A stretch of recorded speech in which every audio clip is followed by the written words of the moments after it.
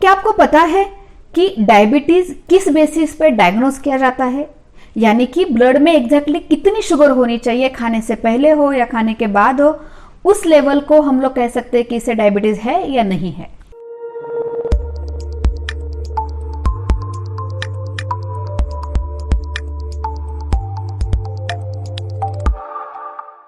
Glucose या sugar actually देखा जाए तो ये हमारे बॉडी की एनर्जी करेंसी है। यानी जैसे हमें रोज के खर्चे चलाने के लिए हमें पैसों की जरूरत होती है, वैसे ही बॉडी की हर सिस्टम चलाने के लिए, हर चीज चलाने के लिए हमें ग्लूकोज या शुगर की जरूरत होती है, क्योंकि वही एनर्जी क्रिएट करता है और बॉडी को आसानी से चलने में मदद करता है। लेकिन हर चीज एक लेवल में अच्छी होती है।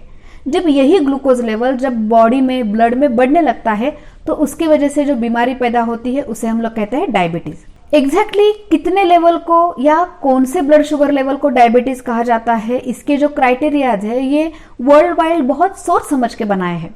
वो इस बेसिस पे बनाए हैं कि जब एक लिमिट से ज्यादा शुगर बढ़ने लगती है तब वो बॉडी पे इंपैक्ट करने लगती है या उसके साइड इफेक्ट दिखने लगते हैं।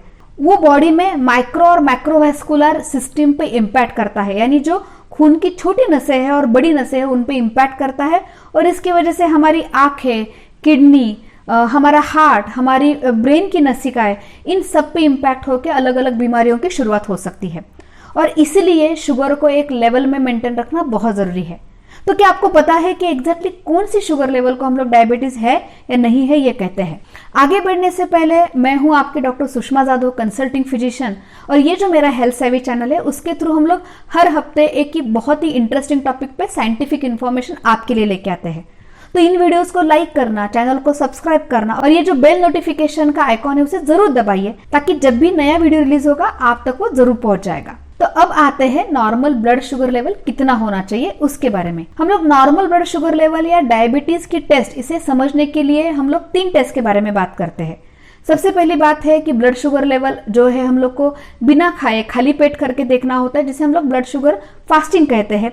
दूसरी टेस्ट होती है ब्रेकफास्ट के या लंच के 2 घंटे के बाद की शुगर, जिसे हम लोग PP1 या पोस्टप्रांडियल शुगर कहते हैं। और तीसरी टेस्ट होती है जिसे हम लोग HbA1c या ग्लाइकोसिलेटेड हीमोग्लोबिन कहते हैं।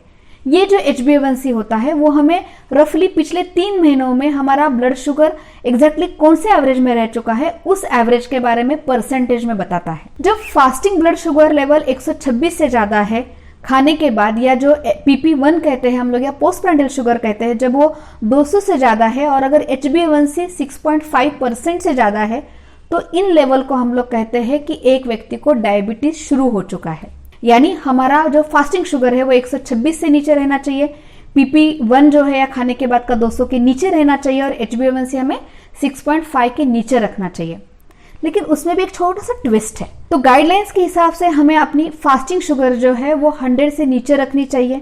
जो खाने के बाद की शुगर है जो वो हमें वो 140 के नीचे रखनी चाहिए, और जो HbA1c का परसेंटेज है वो हमें 5.5% से नीचे रखना चाहिए।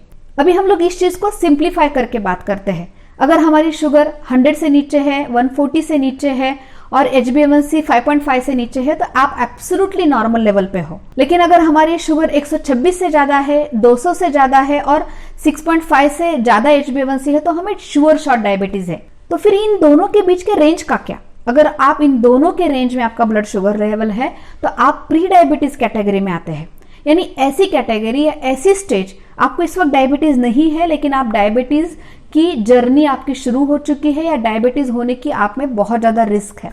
ये लेवल्स अच्छे से समझना इसलिए जरूरी है कि आप समय पे प्रिकॉशन फॉलो कर सके, लाइफ और डाइट मॉडिफिकेशन कर सके और शुगर्स को कंट्रोल में रख सके। तो अगर आप डायबिटीज नहीं है फिर भी साल में एटलीस्ट एक बार शुगर लेवल चेक करवाना ना भूलिए।